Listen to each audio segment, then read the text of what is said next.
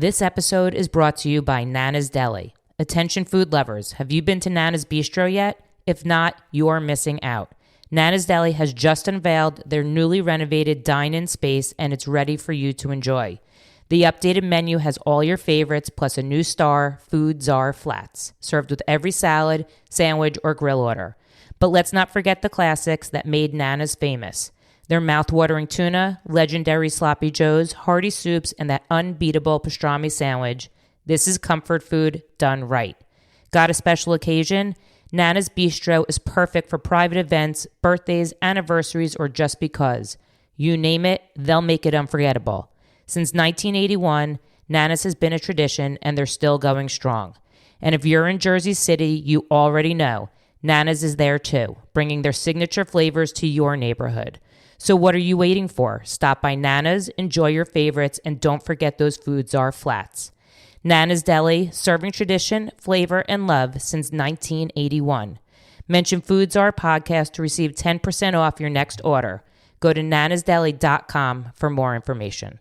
This episode is sponsored by Likeware, the team that created my Food Czar logo and merch. I've worked with them personally, and they made the whole process super easy and professional. Likeware specializes in custom spirit wear and logo wear for schools, events, fundraisers, and even podcasts. They handle everything from design and printing to online stores and fulfillment using top quality brands. They may be based in Delray Beach, Florida, but they ship nationwide and offer free shipping on orders over 50 pieces. Visit likeware.com or email info@likeware.com to get started. Likeware. Wear what you like. Mention Food Czar Podcast to receive a discount on your next order.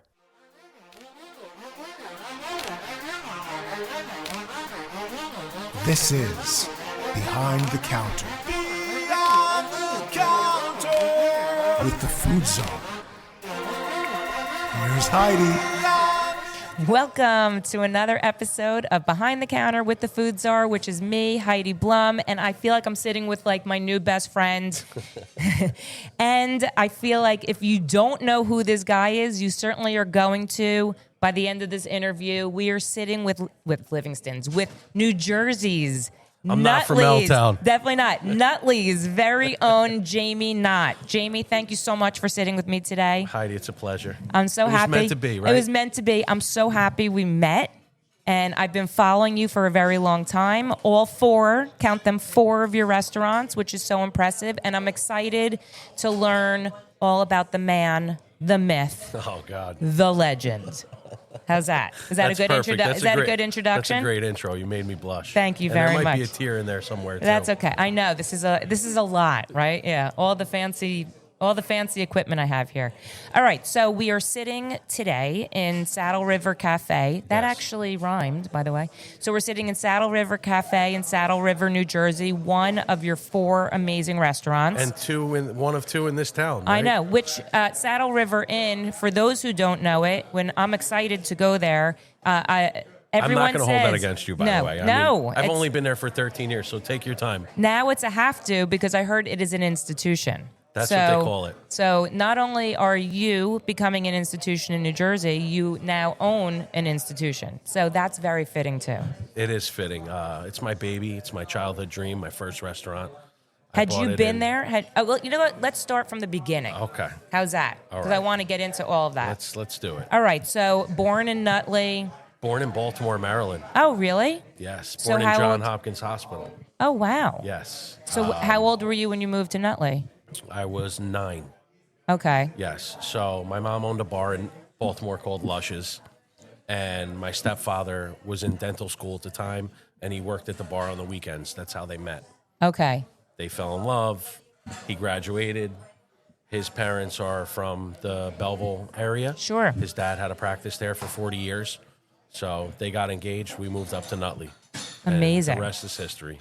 So growing up, were you like into cooking? Was this like something like you were passionate about, or did you just like what was the path for I was you? always around it. My grandmother always cooked, and she was considered like the best cook around. You know, she had this world famous crab soup that Oh, she had yum. to bring to every party every time.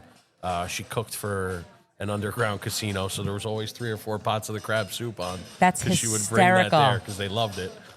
So, I was always around it. It was the camaraderie of family and being in the kitchen, and that's kind of where I grew up. That's where we spent a lot of our time when we were young. It's where we spend all of our time. Yeah. So did you go to high school? Did you play sports in high school, or were you? I played sports up until like 10th grade, and then I found marijuana and alcohol, and that kind of pulled me off the field a little bit. Yeah, a little bit. And then I found girls, and that pulled me off the field a lot. Sure, of it, yeah. So you were like every other teenage boy. Yeah, I hope so. Thank you for being kind. I appreciate that, because I'm sure my kids will listen to this at some point. So did you go to college after high school? I went to New York restaurant school. Oh, so you were like, so it's time to pick a college, and you're like, what am I going to do with my life? That's not really how it happened at all. Actually, how it happened was after high school, I had no clue what I wanted to do, and my brother went to college in Boston, so I moved up to Boston, and the party was on. I was there for 2 years. I worked at a Spanish restaurant called Sophia's. It was a tapas lounge, and they had a 8 to 10 piece live band every night. So it was fun. It was a lot of fun. Yeah. I had fake ID. I was living in their Living the apartment. life. Yeah. I mean, so my brother's roommate at the time, his dad had a patent on a Pentium processing chip, which obviously, he lived the life. So there Wow. was 3 cars in the driveway. There was a Porsche, an Infiniti QX4. We lived in a 4-floor penthouse on Beacon Street, 124 Beacon Street. That's insane. So I went from like this little Nutley high school kid to Living an the life in Boston. An elevator up to my floor, basically. That's insane. Yeah, it was insane. So your run in Boston probably came to an end, right? Well, he was graduating college, so it was time for me to make a life decision. And at that point, my dad was like, "Look, you've been cooking, you work in restaurants. Go to culinary school. Let them take you seriously." Yeah. So I listened, and I did. I came home, went to New York restaurant school. Is that the one on Varick Street? Yeah. That's where Leah. She Leah just told me. Same. That she Leah went went to there. the Yeah. same school, which is Yeah. funny. She graduated a year after me. That's funny. I think she's a little younger than I am. If she's not, she looks it, and she should be. But you're welcome, Leah. Love you, girl. But I graduated second in my class, and I loved it. You love the school. You love doing. So I don't love any kind of school. I don't even love being near I'm with any you, type yeah. of school. It's just not who I am and how I'm built. I'm not a 9-to-5 guy. But Yeah. I loved the curriculum. I loved learning. I loved. what was making your new stuff. favorite part of the culinary school? Because don't you have to take different? Just letting it rip, yeah. But eventually they let you kind of cook. Yeah. And that was my favorite part, really, like riffing, getting to choose products, basically. Like if you walk into a class and your chef instructor got 40 ingredients from the supermarket that day, you can go pick out your basket. So that, sort to of me, like it's was sort of like Chopped. yes, Yeah. and that to me, like that's how our finals were, kind of. Oh, that's amazing. We'd have to make a full dish. Yeah. And I loved pastry too, because nobody can make a creme anglaise, but it just seemed to come naturally to me. I don't know. Isn't that amazing? It's funny. Isn't it? It's like it's like we all have these talents, but you don't realize the talents actually are within like the field of your talent. I mean, that's true. amazing. So you is true. second in your class out of how many?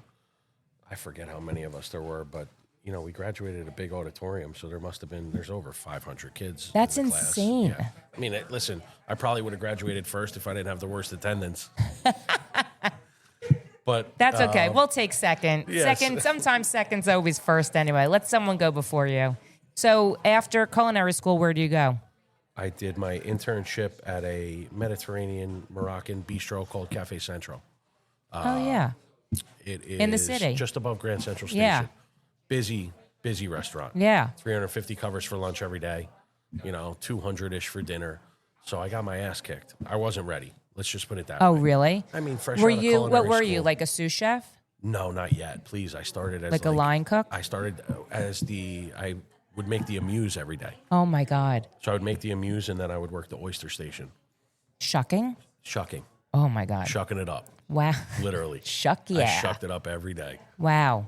That's a lot. It is a lot Yeah. for a busy place, and I was overwhelmed every day. I remember crying once a week, like not being able to pee for 14 hours, just being behind. Yeah. I just remember being behind from start to finish. And you're probably stressed out, right? Well, I mean, the minute listen. it starts, the minute the tickets come flying in.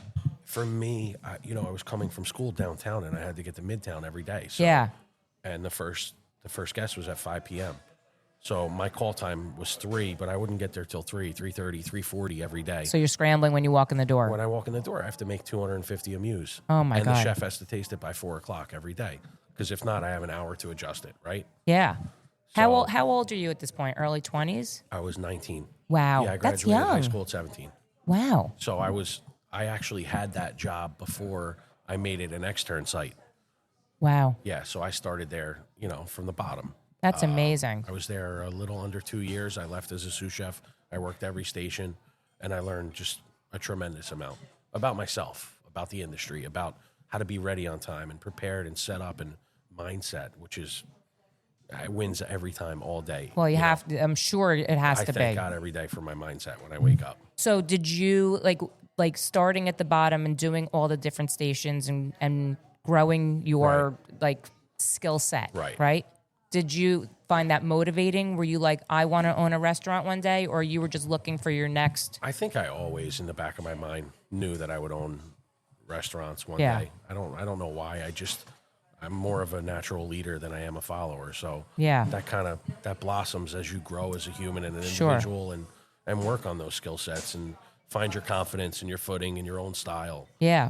So- Were you living in Nutley when you were doing this? Yeah, I lived in Commuting Nutley. into the city. I lived in Nutley. I went to culinary school. I did my externship at Cafe Central, Yeah. worked there, and I also worked part-time making pizza at the Stop and Shop in Clifton Commons. No way. Yeah, so I've always been out of the house 18 hours a day since I'm a kid. You don't need sleep. If I wasn't riding my bike, Yeah, or my yeah, skateboard, yeah. then I was, trying to get a job. That's I had amazing. my first job in Nutley at the Franklin Steakhouse when I was 12. Oh, wow. Yeah, That's an institution too. it used to be. Yeah. I mean, now it moved once inside of Nutley, and then they opened the Fairfield Yeah, one, yeah. and then ownership had their challenges. And Yeah. That's amazing. So, okay, so you go from Cafe Centro to where's your next stop? Fascino. Oh, in really? Montclair. Yeah. I think that's how the timeline went. I have to look at my resume. It's been a while. That's amazing. It's been a while since So I've do you done go my to resume. Fascino as a sous chef? Yes. Yeah, exec sous chef. I mean, Yeah. So I would see Ryan. Ryan worked at John George at the time, so I would see him on the bus, like on the way home at night. So we always chatted. And he's like, I'm opening a He restaurant. said, eventually I'm going to open a restaurant. And then it became, hey, I found a space in Montclair. And it was, and I was like, just hit me up. I mean, Fascino was like, it was the place. it was in the beginning. place. It was the place. Totally the place. It was a date night. It was Valentine's Day. It was anniversaries. It was all of it. Absolutely. Yeah, it was a great time. Yeah. I was there, I think, a little over 2 years. And I'm sure being there, especially from learning about opening, right? Sure. I mean, so is that like sort of what you would say, like built your foundation of how to open your own places? Is that what you did next? Is that what started your mind going like? I knew I loved the environment of like a family-owned restaurant. Yeah. It felt right to me. Yeah. Going from a big box city restaurant where, there's 8 cooks in the kitchen to just me and Ryan. Yeah. That's how it started. And we washed in our this- own dishes. We Oh, worked my salad. God. And then his mom worked pastry. So him and I were on saute, and then we'd run over to salad and switch back and then wash dishes and then come back and go. It was like that. How until many tables? Do you remember like how There was much? 42 seats when we first opened. So it's a small. It was small. Enough. Yeah. It was small enough to handle. Yeah. Where like you Um, probably knew a lot of the customers, the repeat customers, right? Because if you came out of the kitchen. Listen, they would Yeah. peek in, though. Oh, yeah. Because we were bogged down. Like there wasn't much downtime. You know what I mean? But as opposed to being in the city when it's like Of it could be course. 500 seats and Yes. it's just you're churning it out Right. and no connection whatsoever. Right, my parents were the only one I knew in the dining room at that time. They would come see me. They were proud of me. That's and at that time we wore the toques. Yeah. Like, it those was- the big hats. Yeah. just bumping into everything in the kitchen. It's it was a challenge. It's like the dog with the that when they have surgery. Like that. Yes, the Yeah. cone. Yeah, the cone. Thank you. Yeah. That's basically what it is. Oh my God. Chef cone. That's so funny. Yeah, it was not easy to maneuver, but we So made it work. did you stay at Fascino until it closed? No. No, God, no. Fascino closed. When did it close? Fascino sold a year and a half ago, 2 years ago. At That's this point. it? Yeah, they were open 18 years. 18 years. Yeah, I think couldn't I'm remember quoting when it closed. correctly. Yeah. It They were feels there a long longer. time. Yeah. They had a long run. Yeah. Great place, learned a lot. Ryan's parents are awesome. Ryan's brother's still like my insurance agent to this day. Like we have relationships. He lives 3 doors down His from me. in Nutley. his It's a cousin small world. Samantha is awesome. Yes. Who I know will listen to this whether she likes it or not. That's funny. I Yeah. think she used to cut his hair for a long time. It's possible. Yeah, long time. I'm now sure he just she lives did. too far away. Oh, really? Yeah. So, so you're there for how long at Fashiono? About. A little over 2 years. And then where do you go? Because I feel like that went next back move is into a the big city. move. Really? Yeah. Where? An Italian restaurant called Salute on 39th Oh, and sure. Madison.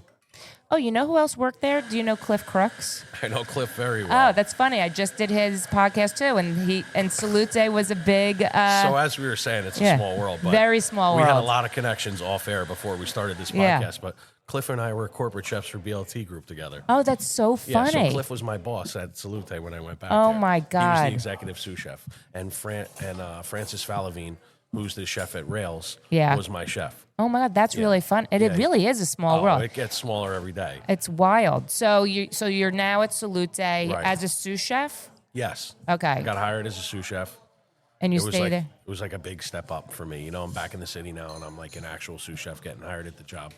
And Salute busy was restaurant. where? Was it? Is it 39th and Gramercy? Madison. Yeah. No, 39th and Madison. 39th Yeah. and Madison. Yep. Yeah. We had fun. I still am tight with almost everybody I worked with from that restaurant.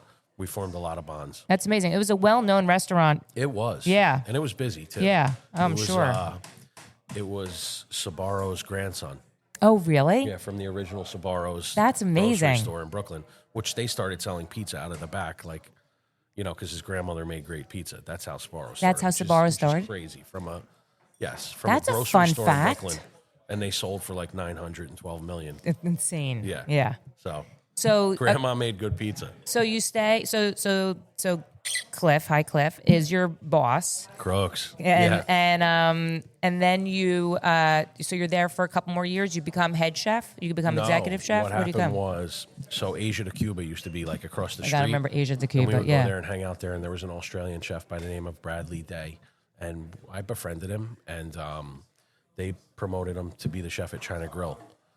And then he called me out of a whim. He's like, "Hey, mate, looking for an exec sous. I think you're ready for the job." So I went in, I did a tasting, I did an interview, and I got the job At China Grill. at China Grill. Oh my God. Early Still love 2000s. China. Yeah, China Grill was it poppin'. too. It was hot. It was a big, It busy was restaurant. Yes, it was amazing. I learned a lot there. Brad was great. Tremendous boss, sweetheart, mentoring. Yeah. You know, food cost was really important to him and really important to the company. So Yeah. that's where I cut my teeth on financials. Which I was gonna say, is that where you learned? That's where I now learned. you're learning another part of the business, right, Yeah. because we're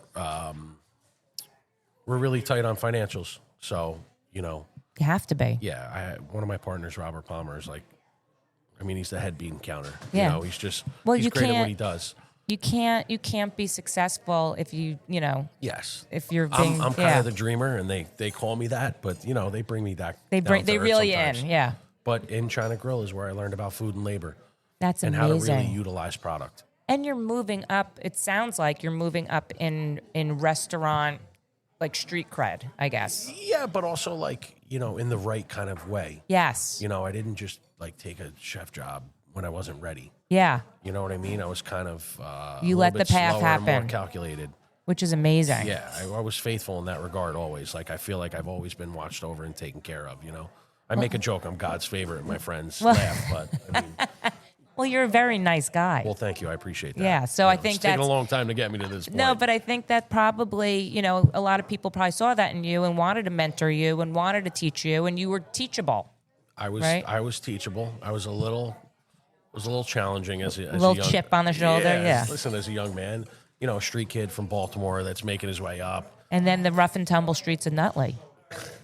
I think I made them rougher than they were. I remember when I moved to Nutley, I had like a rat tail and a mohawk. Oh, yeah. And I had an earring. And I took my skateboard to school, and people were like, "Who Is this kid?" He's That's like real so life funny. Bart Simpson." You know? And funny enough, the first day of third grade, I wore a shirt that said, "I'm Bart Simpson. Who the hell are you?" And No Mr. Hurdy way. kicked me out of class, made me put a dinosaur sticker over the word "L," and there I was in front of the office writing the Declaration of Independence. Oh, my God. And it stayed like that for 8 years until I got out of That's high hysterical. School. That's the truth. Wow. Yeah, I was always in the office. And look at you now. I had a lot of energy. It just was misdirected and misguided. That's Yeah, all. I when think kids say they have anxiety today, it's like, no, you have energy. Yep. Go ride your bike, play basketball. Yep. Go run in the park. Like, that's where you're meant to be, and that's what you're meant to be doing. So. And I think anyone like that, we all sort of balance out over time. Yeah, age will do that to you, right? Yes, of course. I was a little disruptive back in the day. Disruptive is a cute way to put it. Yeah.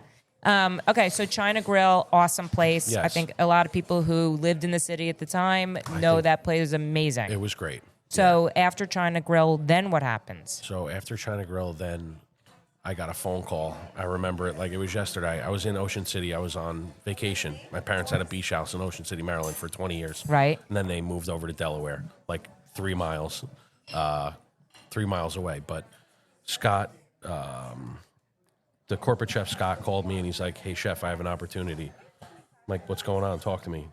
He's like, I want you to be the executive chef of Edge Chowder House. We're opening a restaurant with Ed Brown, famous seafood chef. Yeah. Great guy. Had a bunch of restaurants. He was at Sea Grill for years in Rockefeller Center. Then he had his own place, 81, which got a Michelin star. Wow. So, huge pedigree. And I'm like, how's that going to happen? Center Cut is in that space right now. And Brad Day was the chef. Right. He was the chef that brought me into Yeah, the and the company. China Grill, yeah. He's like, Brad, I'll go back to China Grill and you guys will switch spots. And I'm like, ugh. That's a tough one. He's like, listen, you don't get these phone calls often in your life. Are you just going to walk from the office to the printer for the rest of your life? Or are you going to start using your talent? Like he pushed me. Yeah. You know what I mean? And he knew how I operated. So Yeah. he basically got me to say yes, when I think it was probably the right thing for me at that point anyway. So we flip-flopped. Brad came back to China Grill. I went to the Empire Hotel. I became the chef of the Empire Hotel, which is where I met Stephen Hayek, who's my chef. Oh, that's so The funny. cuisine now at Saddle River Inn? Cafe. Yeah. No, Saddle River Cafe. that's so He's funny, here. yeah. You'll see him soon enough. Yeah. You'll hear him before you see him. That's a fact. But anyway, we worked together 20 years ago. He came to me as like a amazing. Because his neighbor Claude Roussel was an executive vice president for China Grill Management. Oh, wow. So small world. Yeah. Anyway, Did it go okay with Brad going back? it was never the same. Yeah. It was never the same. He And so it goes. He kind of feels like I stepped on him a little bit. Anyway, we opened Edge Chowder House at the Empire to great success. We did 392 covers our first Saturday we were open. Wow. We opened on Wednesday. By Saturday, we're doing 400 covers because it's pre-theater. Yes, of It's right course. across the Yeah. street from Lincoln Center. So Yeah. it was just gangbusters off the bat. Wow.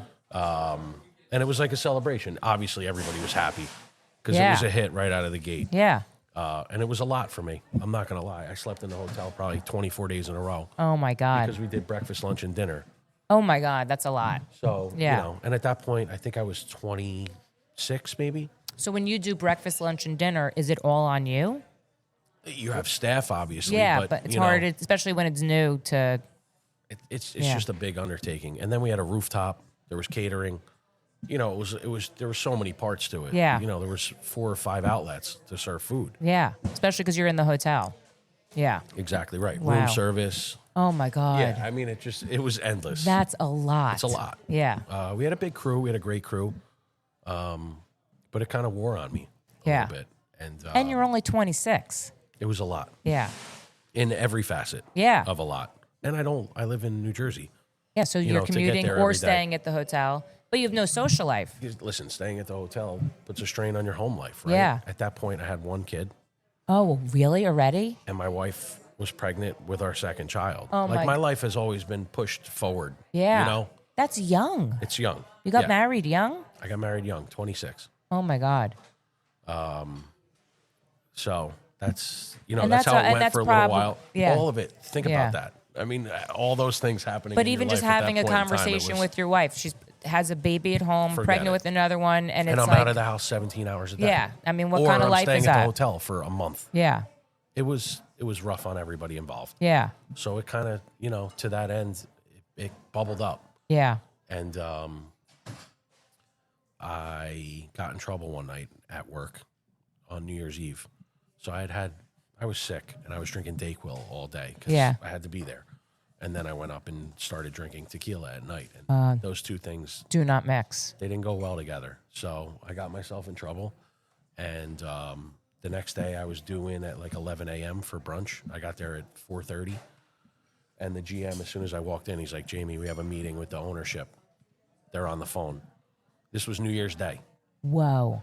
So I go in the office, and it was Jeffrey Chodorow, Bob Frost, and Neil McLean, I believe was his other partner, Jack McCaffrey.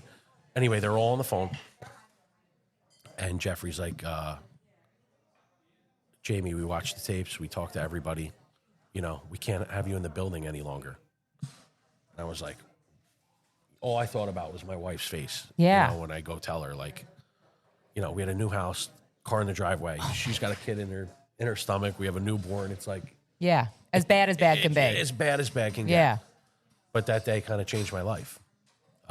You're like, I can't fuck around like I remember this. that feeling, and I held on to it for a long time. Yeah. So it turns out Jeffrey had a troubled past, so he saw good in me, and he paid for me to go to rehab and paid me while I was in rehab. Wow. So that was like 6 months. That's amazing.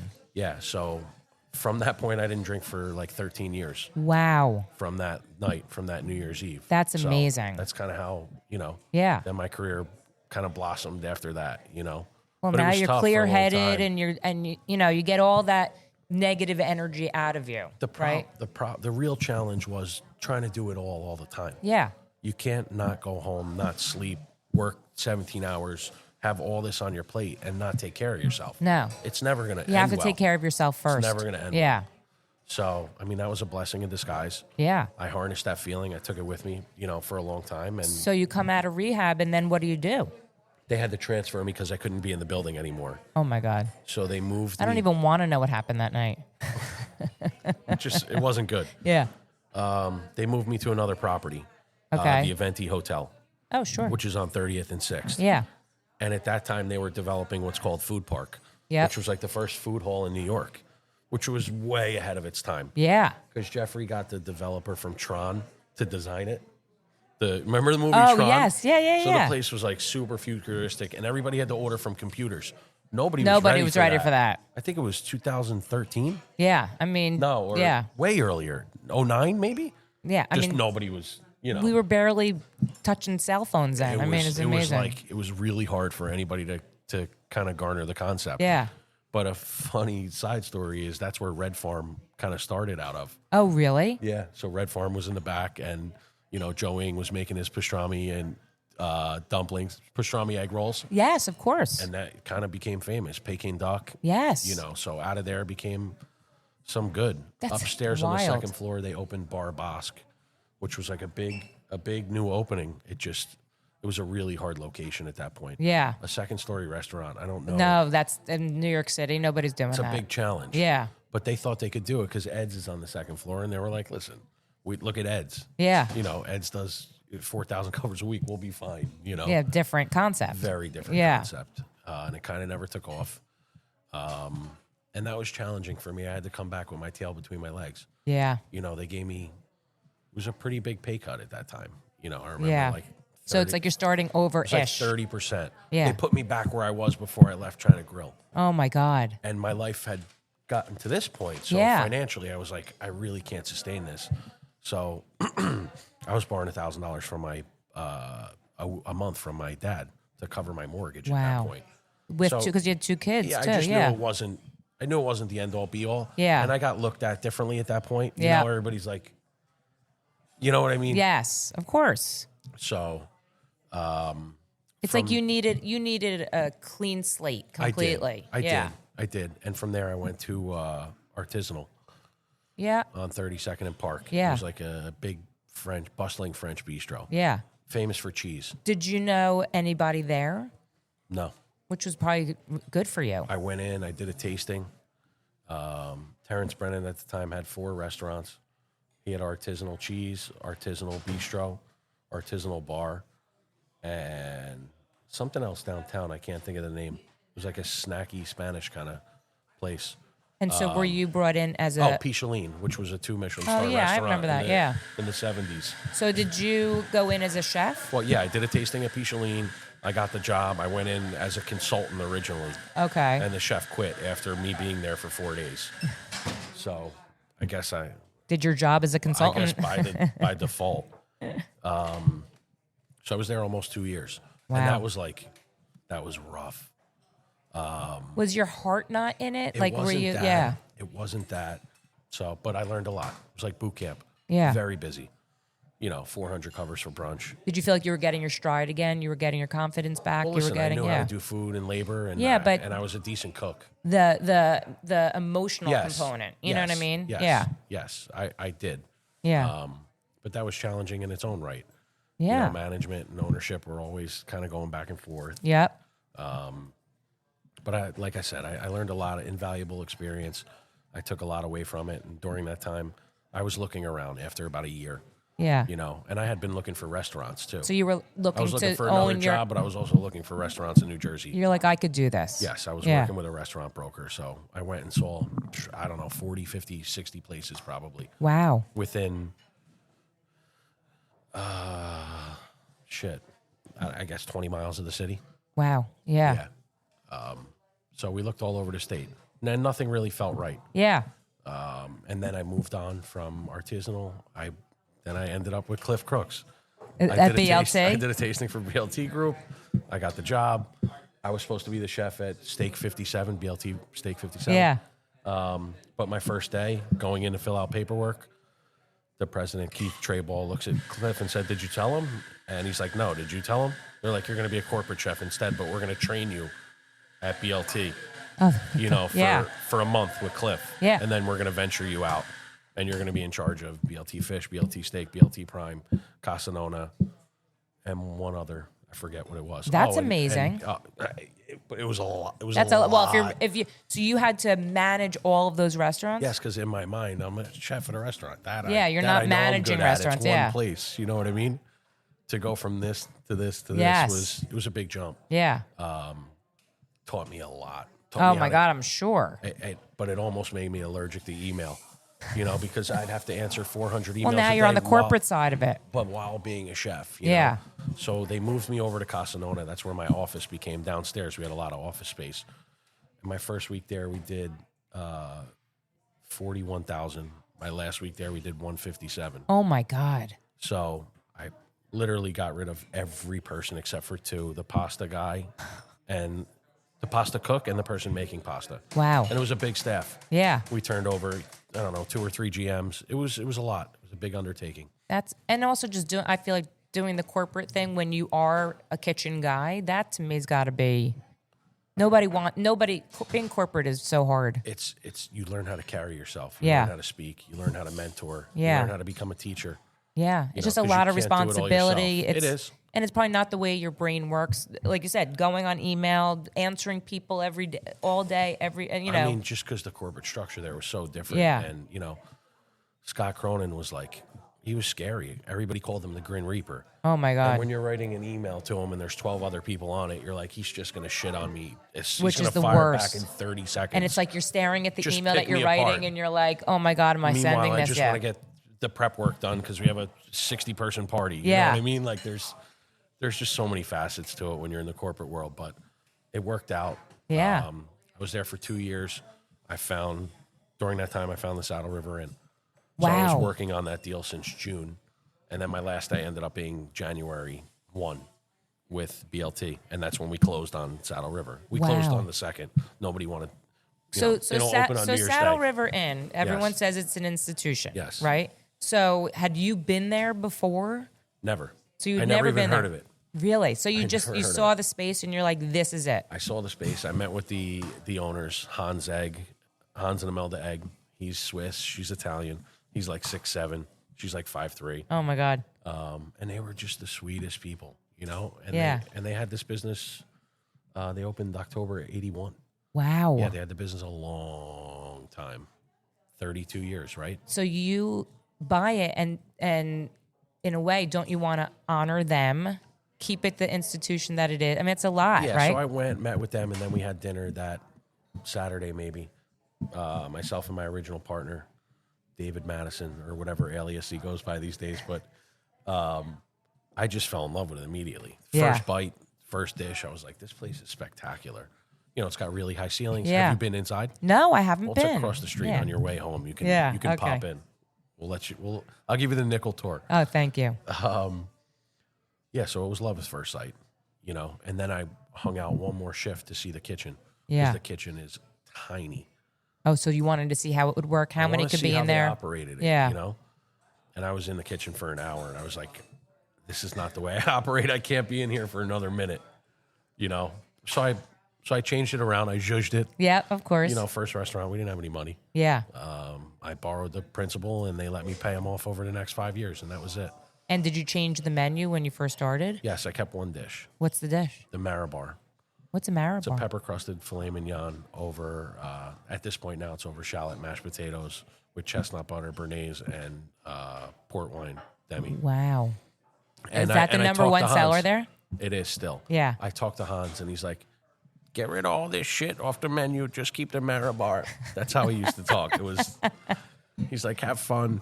He's like, you know you can cook. But it was challenging because people would come in and ask me for old dishes. Yeah. They had this curry shrimp dish. They had this chinois salad. You know. And that's they so had this New roasty, Jersey. like this big. And I would say yes. Of course. Like- I was going to say, it's so New Jersey that, you know, people come in, they expect the same thing or they want it their way. And probably in the beginning, you felt like you had to do that to keep the customer base, right? I would say yes Yeah. a lot if I could do it. Yeah. But also, like, you know, he's a guy from Switzerland. Like, is my roasty going to be like his? Probably not. Not, right. But You know, and the funny part is, like, when we were sitting down at the table drawing up the deal, I was like, so I'm buying your recipe book, right? And he's like, I don't have a recipe book. What do you mean? He's like, it's all up here. oh my God. Okay, so I'm buying nothing. I'm buying a 287 square foot kitchen. That's And amazing. at least, no, but there's goodwill there. I mean, Yeah. I've been there a long time. It was well respected. Yeah. But it was polarizing. There's two sides to that coin. Because I'm sure there's a people were like, lot it's of- not the same. There's a lot of stories about things that had happened because they had rules. Oh, okay. You know, it was like an ultra fine dining restaurant. Like, How you had to dress to come in, how you had to. it was a jacket only, no cell phones. You know, can't bring your own cake. No more than one bottle of wine per two people. Really? Yes, it was. So there's stories. So I'll give you one quick one. Yeah. My general practitioner, my doctor since I'm a kid, Dr. Gentile, who comes here every Sunday for brunch and has the short rib hash. He was there and he was on call, and he asked the maitre d' if he could use the phone because he got paged from the hospital. She said, "Do I look like Ma Bell?"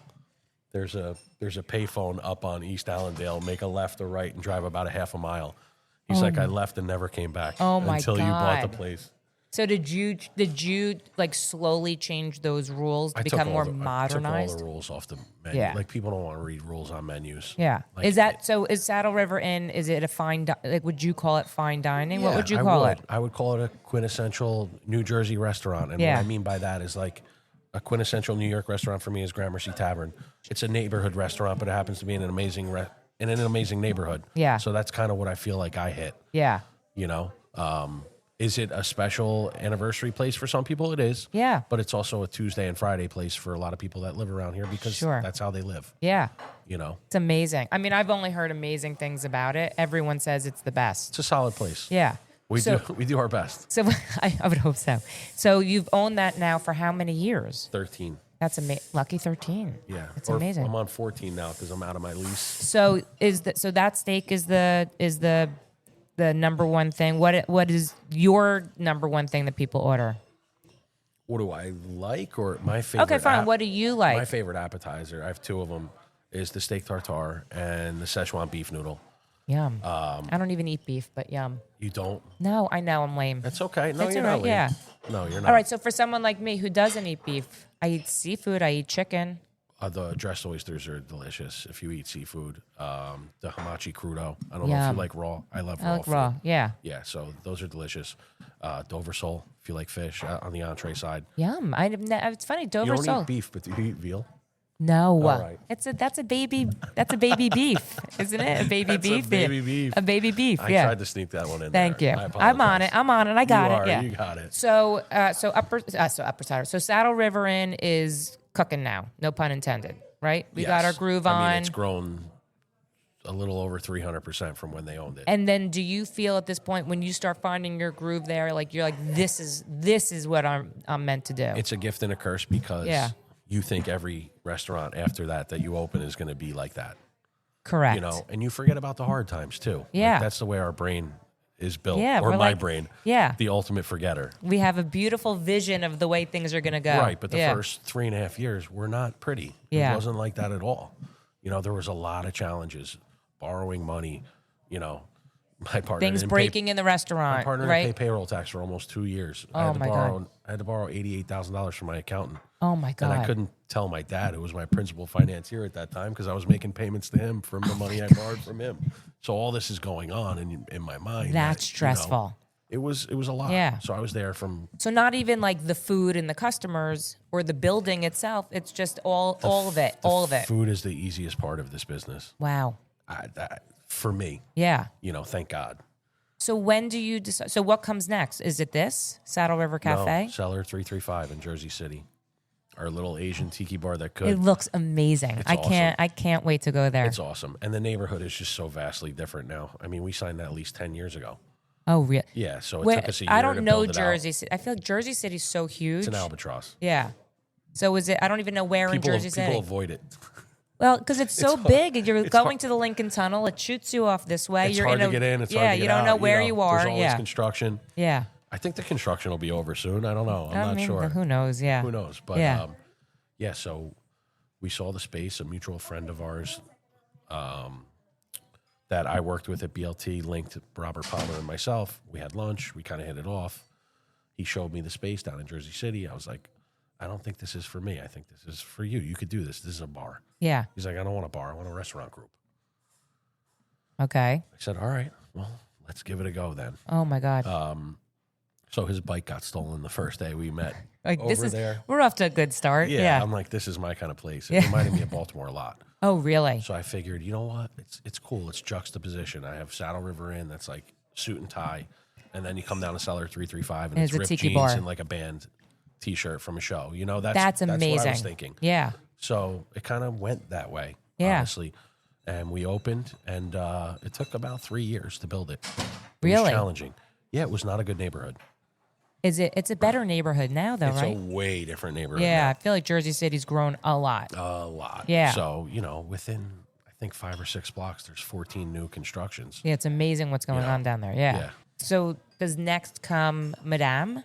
No, actually.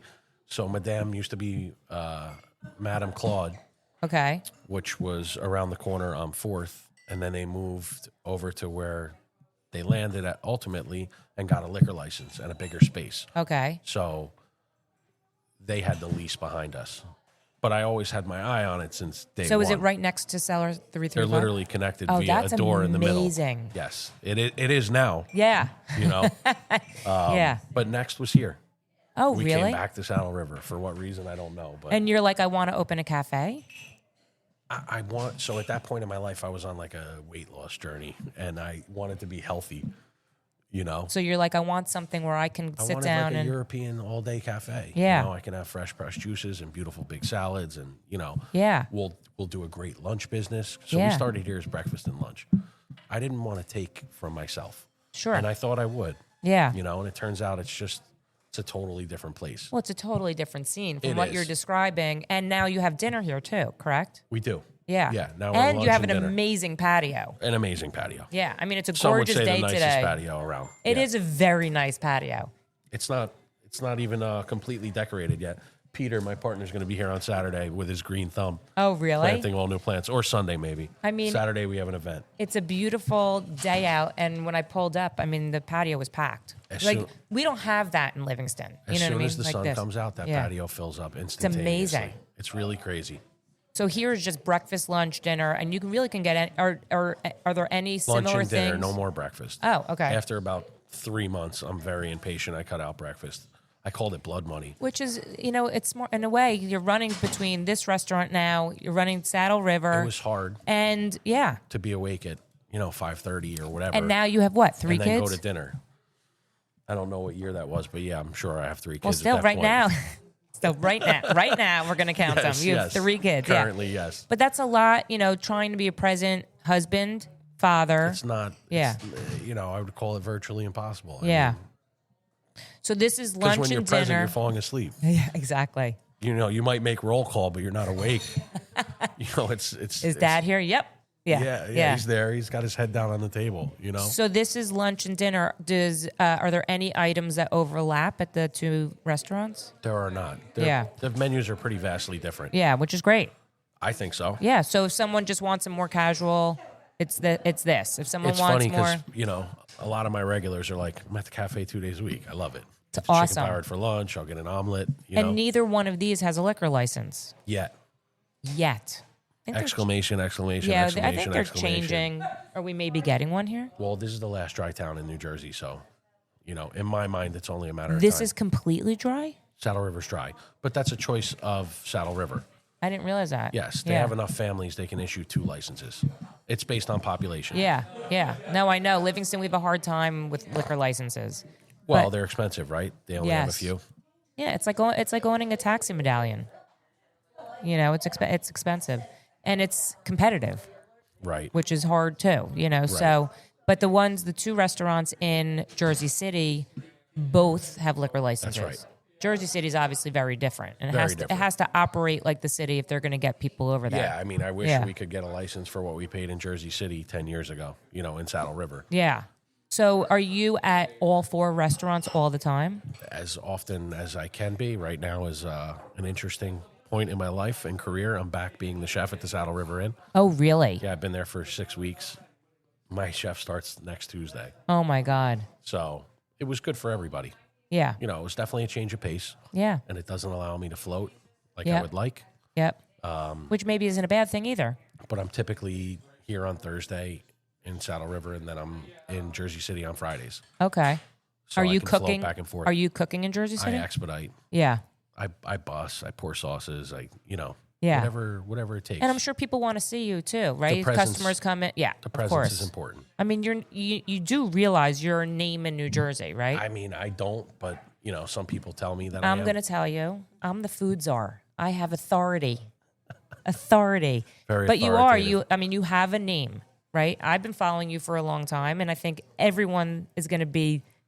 I'm telling you, you'll see Jersey City's going to light up after this podcast. I can't wait. Yeah. Light it up. So, what is the plan? What's the goal? Where do we go from here? Or do we take over New Jersey? Yes, for sure. We're building something close. Franklin Lakes. Very close. Very close. Well, it's 23 minutes, but it's all back roads. Yeah. If you look at it on a map, it's like 3 miles. Yeah, I know, but it's always hard to but get it's there. far enough away, which is important also, right? Yeah, you don't want to take from here. Right. That's always a worry. What's the concept there? Let's call it steakhouse-ish. Okay. I like an ish. You like an ish? I like an ish. Does I like that to throw a little have ish in it once in a while. Does that have a liquor license? Yes. Ooh. That's big. And it might be 3 concepts. Three, So we're working on it. 3 concepts within one space? Three spaces, but hopefully they will all be combined. So I 3 mean, separet spaces, but all I combined. sort of can't wait to see what this is. Me neither. Do we have I can't wait to see what I do next either. Does it have a name? Not yet. It does. I think each one has a name, but I don't know that we're willing to say it on air. I mean, yet. okay, when the exclusive happens, I'm your girl. You got it. Right? I mean, I feel like that's important. You got it. Yeah. So that's exciting. It is very exciting. When is that? I would say planned for? May of 26. Okay, good. It's big. It sounds big. It's our biggest one yet. Do you feel like where you are in your life, having the 4 restaurants Yeah. and then opening, which is probably going to be very cool, do you feel like you are hitting your stride? Do you feel like you want more than all of this? Do you feel like... I will hit my stride once those are open. Okay. But I have some other stuff that I'm really interested that I love to do. I'm close to launching a clothing brand with my partners. Really? Separate partners, yes. Oh, is that the, what is it, Where Sunday? Called Sunday Sauce. Yeah. Yeah. I love that. Most of it will just say sauce. And that might be a hint to my pizza place coming soon. But Can't wait for that. if I can get them Are both you making open, hats? yes, Okay, absolutely. then I'm getting one. We have fire hats. Okay, I love it. If that happens on the same Oh, is it date, the guy then- who we make cool shit? That's right. Drew, Yeah, Drew they- O'Brien is one of my partners, yes. They make cool shit. They make cool shit. Yeah, maybe Yeah. they want to sponsor the Food Czar, but that's a whole other conversation. Maybe they do. Yeah. So he did the branding here. He did the branding at Madam. We work very well together. That's awesome. Yeah, he's cool, and he lets me sit next to him and say, make this 8% bigger as he rolls his eyes, you know? He's like, change that color on the bottom of here. That font's wrong. You're like, you're really only here to say, you need I approve. You need yeah. serifs in there. He's like, dude, who are you, and why do you torture me like this? I love that aspect. That's fun, yeah. I want to pick tiles. I want to see lighting. So it's igniting your creativity outside of the kitchen. Absolutely. Yeah, which is awesome. I like to think I have a creative mind everywhere I am. So is the pizza place, is that location known yet? Hopefully it's right next to the steakhouse. Okay. We're working on it. Okay. Leases aren't easy. Let's put it that way. So basically, Jamie Knott is not resting on his Jamie Knott is not resting not. on his laurels right now. I'm not. You are a machine. I don't know about that, but I'm I'm saying it. You're a machine that is delivering amazing food, and you want to keep doing that in New Jersey. We try. Yeah. Yeah. Are you going to come out of the Bergen area and maybe come? I think we might come up here even more, even heavier. Really? Yeah, I could see Cellar and Madam doing very well in this area. We need a Jamie Knott in. Where is Livingston?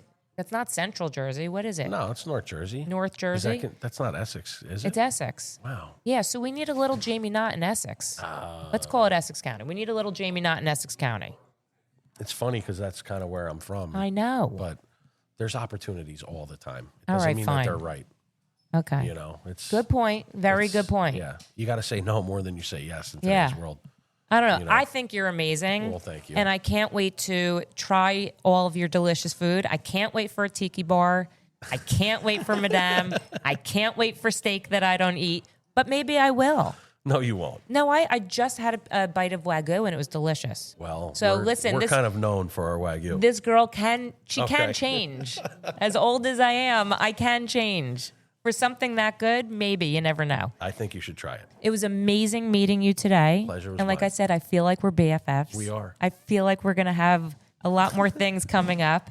And thank you so much. I wish you the best of luck in everything you do. You're amazing. People love you. Oh. And I am telling everyone that's listening to keep your eye out for Jamie Knott. Thank you so much. Thank you. That was heartwarming. Thank you. If you are hearing this message, I want to thank you so much for tuning in. I'm truly grateful for you and this opportunity. The purpose of the Behind the Counter podcast is to bring food, people, and community together. I hope you'll return for more episodes and explore with me.